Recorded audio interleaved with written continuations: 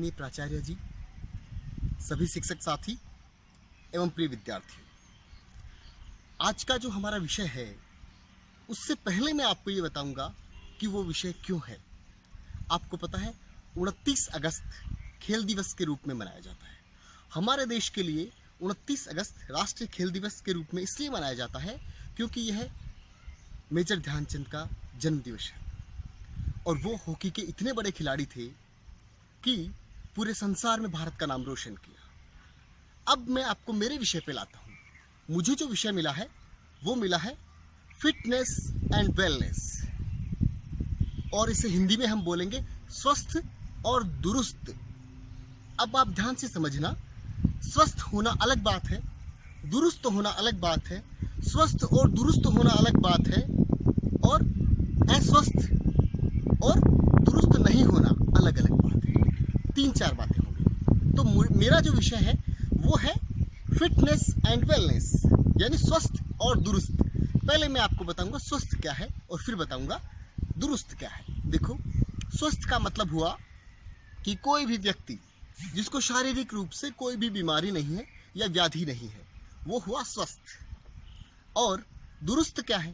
बेटा, मान लो कोई व्यक्ति स्वस्थ है, उसको कोई बीमारी नहीं है, लेकिन पलंग पे सोया हुआ है आराम से, आलस में, कुछ नहीं करना है, तो वो दुरुस्त नहीं है।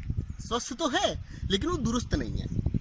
दुरुस्त का मतलब है चंचल होना, किसी काम के लिए क्रियाशील होना, जिसे हम इंग्लिश में बोल सकते हैं एक्टिव होना।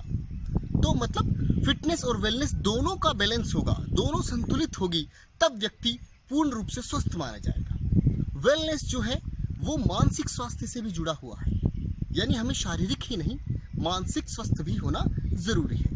ऐसे तो कोई व्यक्ति स्वस्थ होगा तो वो गलत दिशा में भी जा सकता है, अपनी शक्ति का और अपने स्वास्थ्य का प्रयोग गलत दिशा में भी कर सकता है। तो वेलनेस का मतलब क्या है? तंदुरुस्त और मानसिक भी होना चाहिए तंदुरुस्त वो, यानी कि वह अपने स्वास्थ्य का, शक्ति का प्रयोग सही रूप में करे। जैसा कि किसी ने कहा है कि स्वस्थ शरीर में ही स्वस्थ मस्तिष्क निवास करता है, यानी कि शरीर पहले स्वस्थ रखना है, तब हमारा मस्तिष्क स्वस्थ रहेगा। अब देखो, आदरणीय विवेकानंद जी ने एक बार एक बात कही थी कि घर पर बैठ करके गीता पढ़ने से अच्छा है कि मैदान में जाकर के फुटबॉल खेला जाए। इसके पीछे उनका क्या तात्पर्य है आपको पता है? इसके पीछे वो ये बताना चाहते हैं कि अगर आदमी स्वस्थ ही नहीं रहेगा, बीमार रहेगा, तो गीता पढ़ लेगा, तो गीता क्या संदेश देती? कर्म का संदेश। तो बीमार आदमी क्या कर्म करेगा? है ना? यानी पहले हमें स्वस्थ होना है, ठीक है, उसके बाद में हम कर्म कर सकते हैं। तो फिटनेस और वेलनेस से तात्पर्य हुआ कि हमें स्वस्थ भी होना चाहिए और तंदुरुस्त भी होना चाहिए। इसके बाद में एक छोटी सी बात मैं आपको बताऊं, वेलनेस जो है वो योग से भी जुड़ी हुई है।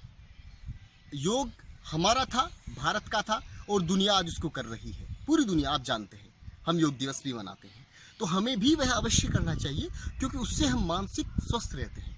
आपको मैं अपने बारे में बताऊं, जैसे मैं योग करता हूं तो मैं मानसिक स्वस्थ रहता हूं, मानसिक स्वस्थ रहता हूं, साथ में शारीरिक स्वस्थ रहता हूं। उससे क्या होता है? मानसिक स्वस्थ रहने से मेरे जो घरेलू जीवन है उसमें कोई तनाव नहीं होता, एकदम शांत। कोई भी परेशानी आती है मैं उसको शांति से निपटा सकता हूँ, ठीक है, स्वस्थ रहता हूँ। अब जब मैं घर से कोई परेशानी, कोई तनाव नहीं है, तो जब मैं विद्यार्थियों के सामने कक्षा में पहुँचता हूँ तो अच्छे से पढ़ाता हूँ, अच्छे से गाता हूँ, अच्छे से नाचता हूँ और खुश रहता हूँ। ऐसा आप देखते भी होंगे। यानी कि हमें फिट भी रहना चाहिए और वेलनेस यानी तंदुरुस्त भी रहना चाहिए। इसके बाद में एक छोटी सी बात मैं आपको और बताऊं, इसके साथ में जैसे आगे मैं क्यों जोड़ना चाहता हूं, क्योंकि हम केवियंस हैं और आप जानते हो केवियंस का मतलब द बेस्ट, है ना? फिट केवियंस, स्वस्थ बच्चे, स्वस्थ भारत। यानी अगर केवियंस, हम शिक्षक भी और आप विद्यार्थी भी स्वस्थ रहेंगे तो हमारे राष्ट्र के लिए, हमारे देश के लिए, पूरी दुनिया के लिए हम अच्छे अच्छे कार्य करेंगे। इसलिए स्वस्थ रहो, व्यस्त रहो, मस्त रहो, तंदुरुस्त रहो। जय हिंद, जय भारत।